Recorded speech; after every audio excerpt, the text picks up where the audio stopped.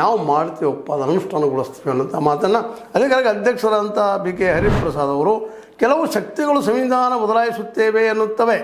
ನಮ್ಮ ಹಕ್ಕುಗಳನ್ನು ನಾವು ಪಡೆಯಲು ಯಾವ ಹೋರಾಟಕ್ಕೂ ಸಿದ್ಧವಾಗಬೇಕಾಗಿದೆ. ಸಂವಿಧಾನ ಬದಲಾವಣೆ ಮಾಡಲು ಹೊರಟರೆ ರಕ್ತ ಕ್ರಾಂತಿಯೇ ಆಗುತ್ತದೆ. ಇದೊಂದು ರೀತಿ ಮುಚ್ಚಾಕು ಕೆಲಸ. ಸಿದ್ದರಾಮಯ್ಯರ ಮತ್ತು ಡಿ ಕೆ ಶಿ ಮಧ್ಯದಲ್ಲೇ ಇದ್ದಂಥ ಭಿನ್ನ ಮತವನ್ನು ಭಿನ್ನಾಭಿಪ್ರಾಯ ಮುಚ್ಚಾಕು ಕೆಲಸ ನಾವು ಬದ್ಧದೀಪ ಅಂತ ಹೇಳುವಂಥದ್ದು.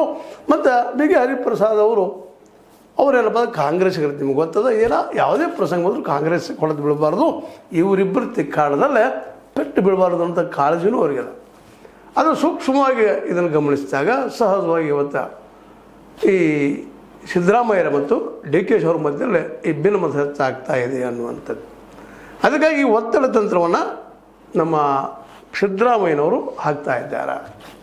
ಹಿಂದುಳಿದವ್ರದ ಇದನ್ನು ನಾವು ವರದಿ ಅನುಷ್ಠಾನಗೊಳಿಸೋದಕ್ಕಾಗಿ ಅದು ಅನುಷ್ಠಾನಗೊಳ್ಳಲೇಬೇಕು, ಇಲ್ಲ ನಾವು ಹೋರಾಟ ಮಾಡ್ತೀವಿ, ನಮ್ಮ ಸರ್ಕಾರಿ ಸಹಿತ ಹೋರಾಟ ಮಾಡ್ತೀವಿ ಅನ್ನೋಂಥ ಮಾತನ್ನು.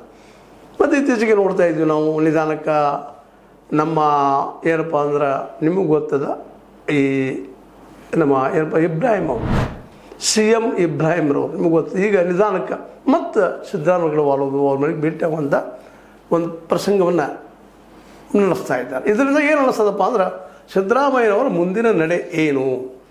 ಡಿ ಕೆ ಶಿ ಅವರು ಹೇಳಿದಂಗೆ ಕೇಳಿದ್ರೆ ಇಲ್ಲ ಮತ್ತೆಲ್ಲೋ ಮತ್ತೆಲ್ಲೇ ಈಗಾಗಲೇ ಸಾಕಷ್ಟು ಸಾಫ್ಟ್ ಕಾರ್ನರ್ನ ದೇವೇಗೌಡರು ತೋರಿಸ್ಕೊಳ್ತಾ ಇದ್ದಾರೆ.